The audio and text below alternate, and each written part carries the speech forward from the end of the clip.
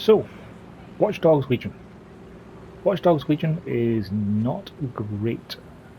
It is perfectly adequate, perfectly functional. Like, it's a playable game. I played it to completion. I did almost every side mission apart from the last one because it's obnoxious. And I didn't really have any fun playing any of it. Like, it just functionally limps along with the bare minimum of interaction and interest. The one thing it does that's of any interest is the ability to just recruit anyone. But the problem with that is that recruiting people doesn't matter. Like, I have a team right now of 3, 6, 9, 12, 15, 18, 19 different people. And I spent pretty much every single one of the missions playing as this one because she has a silenced SMG, and that was the only thing that mattered. Like, most of these people's abilities are things like can get into really good fistfights or has bees, but none of it matters because stealth is overpowered. Like, you can jump out of combat very, very easily with a variety of gadgets, and you can do instant takedowns on the majority of enemies. Like, I played with permadeath on, and I lost a single operative on one occasion because their ability to do an instant takedown didn't work on someone on some stairs. And that's the only reason why they died. The game is buggy and glitchy as all. Like the fact that that manhole cover is disappearing in front of me if you tilt the camera up. Like, the level of detail is not great.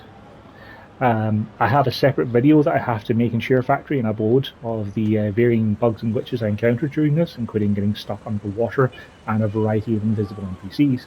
And invisible NPCs is fine when it's a regular person on the street because that's just funny. Hey, Luna.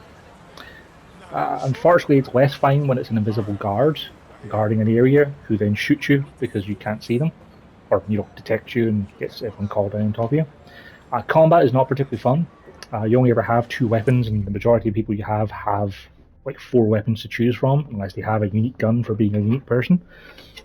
You might be able to hear Wynn's getting to a paper bag just now. She's very interested in it.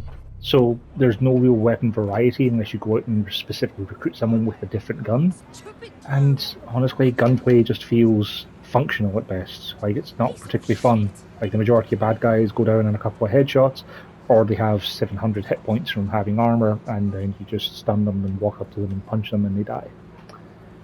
Like, the only difficult times I've had in the entire game, which prompted some retry from checkpoint stuff, were fights where the game has you stuck in a small area to do a hack, and then throws hundreds of drones at you. Because, like, there are quite a few drones flying around, and when you get later on in the game and you get more checkpoints, you can do stuff like you can have them fight for your side and stuff like that. Like, you can have them betray, and they'll just be on your side for a short time. And that's pretty much the best way to survive those encounters.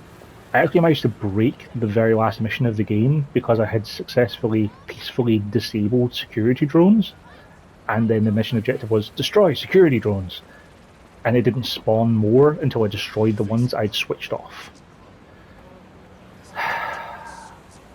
The missions themselves are pretty bog standard. You infiltrate an area that's got some red on the map, you punch people and knock them out, you pick up a thing, or you hack a thing, and then you get out. And the map is not great. Like, it's simultaneously quite a small amount of area, so you end up going to the same places regularly. Like, there's a couple of places that had tech points to find in them, like the MI6 building, for instance, where I went to like 2 or 3 times over the course of the story. I was like, yep, I've already been here, I know my way in, I know how to get around, I know where to look out for turrets. Like, it's not interesting when you're doing the same places over and over again. And while it's simultaneously too small, they also do a lot of blatant padding, where, like, you'll pick up a side mission. Say if you went here to pick up one of these infinitely repeatable procedurally generated missions, then it would spawn the mission all the way over here, just to make sure you have either a lot of driving to do or some fast travel to do, just to give it a little bit more padding. Like, it took me about 25 to 30 hours to do all the side missions in the story, and honestly, I wasn't really having fun for much of it. Like, the only things left to do at the end of the game then is go around and pick up the hundreds of tech points that are left for the only skill tree that matters, because your characters don't have skill trees or grow or upgrade or get better apart from this little tree that affects everybody. And once you've got these hacking things in the bottom right, the rest of them really don't matter. I didn't even bother using any of the gadgets apart from invisibility and the spider bot, because a lot of few things in the game require the spider bot to do. All in all, it just disappoints is the word. Like, there's certainly plenty of game here. They're going to be adding multiplayer next year, which was supposed to be in the first week of December, but hey, you know, this year's screwed things up for a lot of people for a lot of different ways. But like, I got the gold edition. I have the season pass for whenever they actually have the expansions come out. I'll pick it up in a sale next year when it goes down to like 10 or 15 quid.